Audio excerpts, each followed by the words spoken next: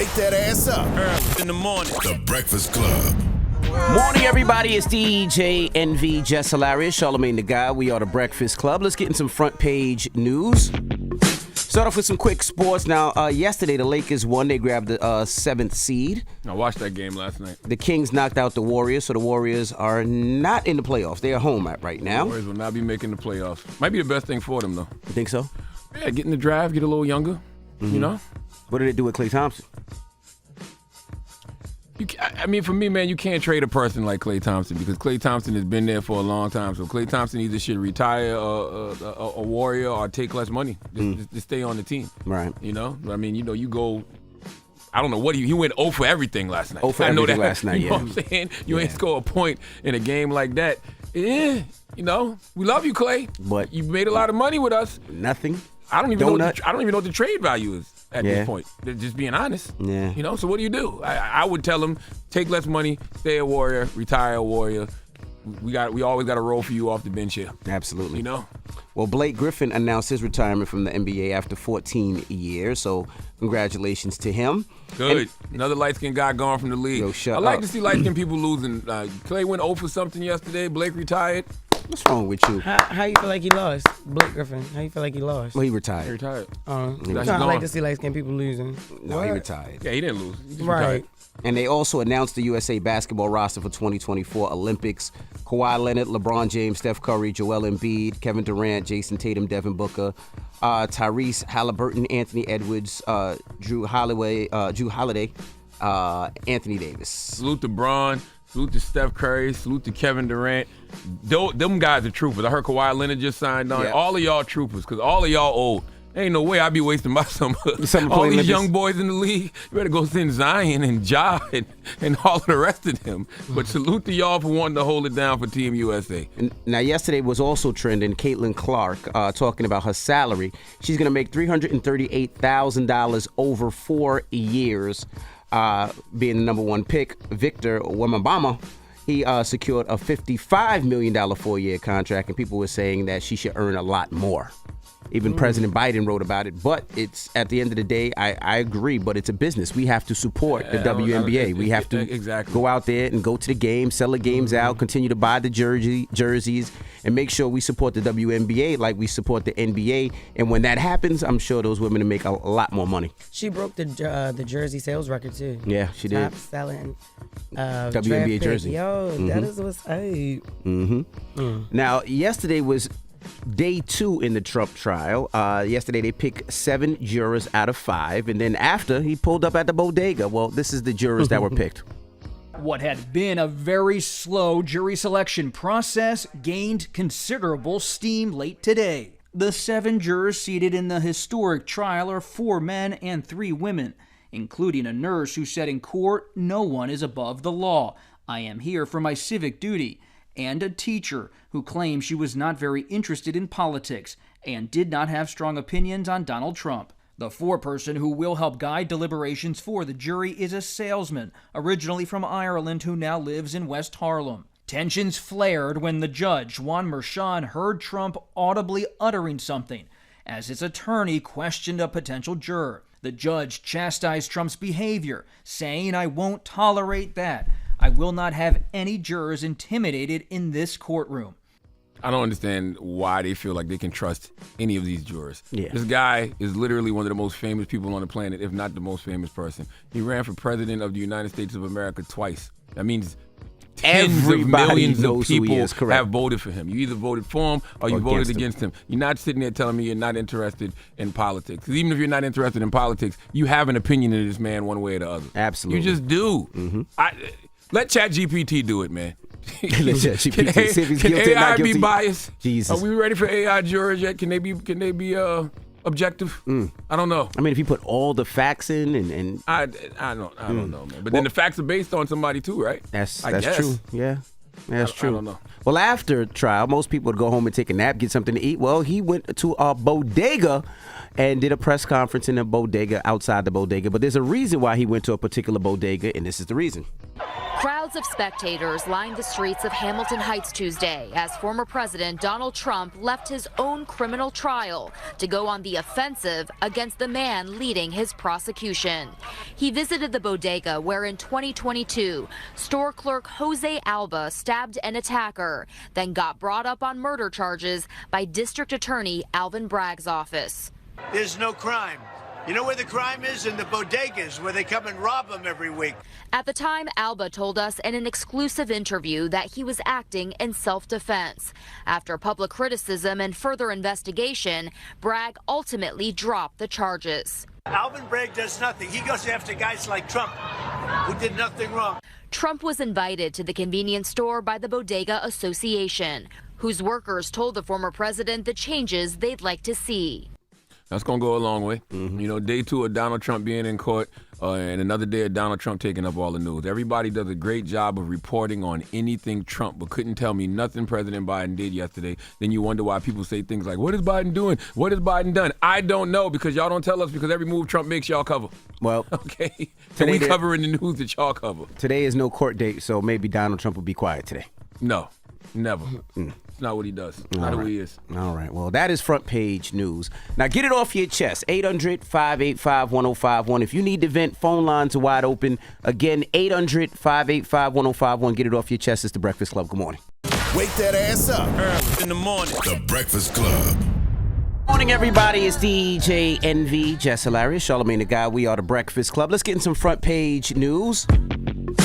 Now, Red Lobster is reportedly going through some problems now. So, you know, that's the spot where you go after graduation or something that happened positive in your life, whether it's communion or quinceañera or whatever Easter. it may be. Easter, everybody goes Mother's to Red Day. Lobster. When you get good sex, yeah. Remember Beyonce said it. When he good, I take his ass to Red Lobster. Remember that? Yep. But people still doing that. Don't be undermining that. So they're saying right now they had a loss of $12.5 million in 2023's fourth quarter, and they're thinking about filing Chapter 11. That means if you have old gift cards, you have to use it before they hit bankruptcy court, if they do go. I've talked about this before, you know, years ago, but nobody paid me attention because I got a lisp. Red Lobster should change their model, their business model. They should have the same model as Chipotle.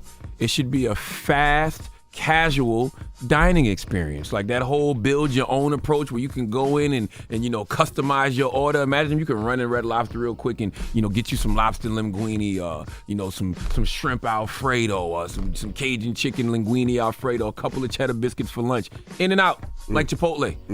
Right now we think about those holidays and you gotta sit get down dressed up with your family and go sit in there and eat. People don't look at Red Lobster like that no more. Look at it as a casual, fast dining experience like Chipotle. In and out. Would change the game.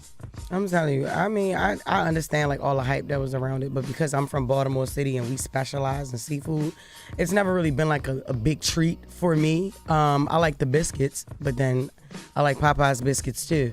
And they actually sell Red Lobster biscuits in the market. Popeye's biscuits ain't got nothing on Red Lobster cheddar cheese. I mean, but they got them in the freezer section of Red every Lobster cheddar market. cheese biscuits? Yes, they been sold their biscuits in market. they taste the same in now? grocery store. Yeah, you make them.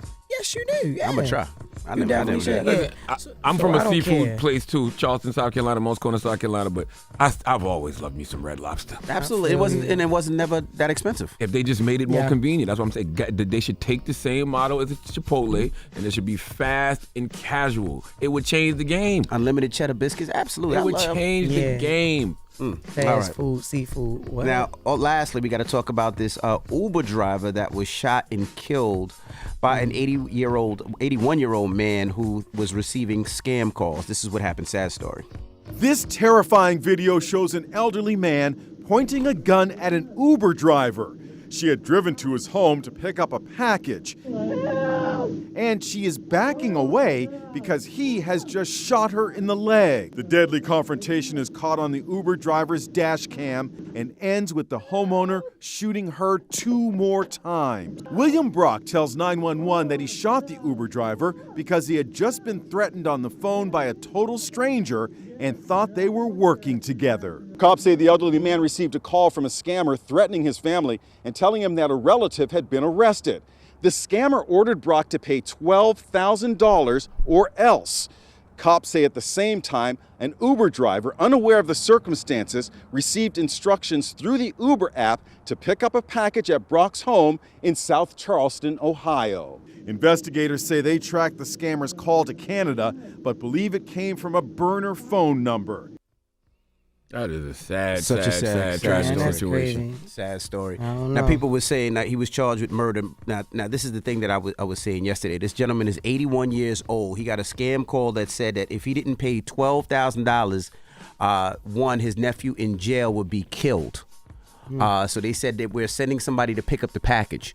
They Uber package where, you can go to Uber and somebody picks up the package. This lady comes to pick up the package. So when the guy comes and sees the lady, he says, okay, well, you're not going anywhere because you are the only person that's connected to killing me and my nephew possibility. So he didn't want the lady to leave. He's 81 years old. The lady was 61. So I guess he tried to make her leave, try to make her stay. She didn't want to stay, and he shot her. And killed her, which is sad because she had nothing to do with it. She was being scammed as well because she was working for Uber. So she had nothing to do with it. It's just a sad situation because if anybody's in that situation and you feel like a relative is being kidnapped or a relative is being held for ransom, you're not going to want the only live individual to leave until the police come. So you're going to do anything in your power to make that person stay, which is probably why he shot her. But the sad thing, she had nothing to do with it. She was just working for Uber, and they both were scammed. I hope they find the person that did it, but they tried to trace the call, but it wound up in Canada. Definitely find the person who did it. But I don't know. I wasn't thinking about it like that. When I heard it yesterday, I'm like, I literally said this, and whoever can be mad, I just was like, he wanted a reason to shoot her, and they trying to cover this up. Like I just didn't.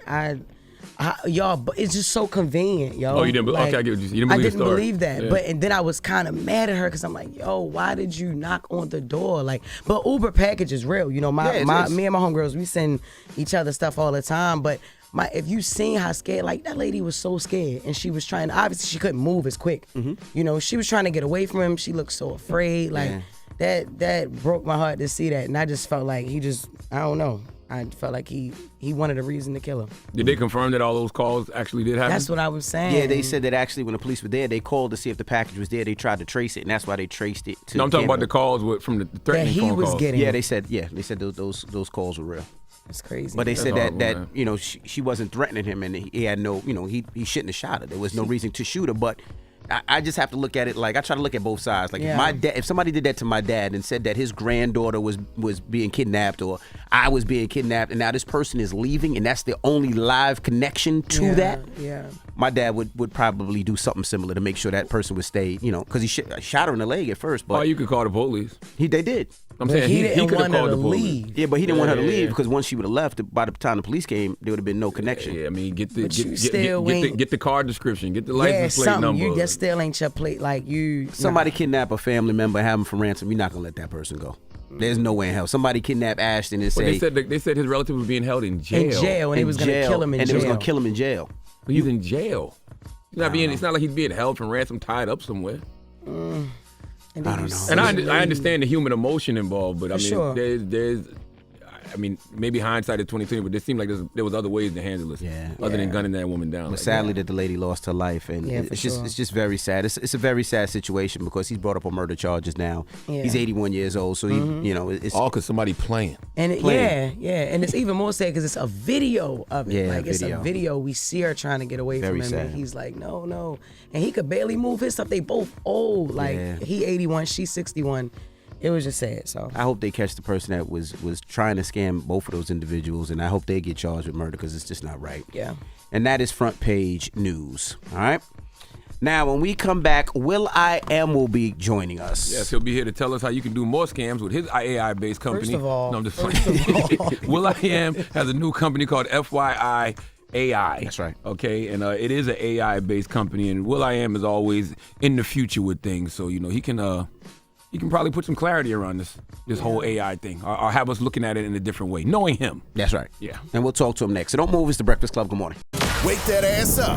In the morning. The Breakfast Club.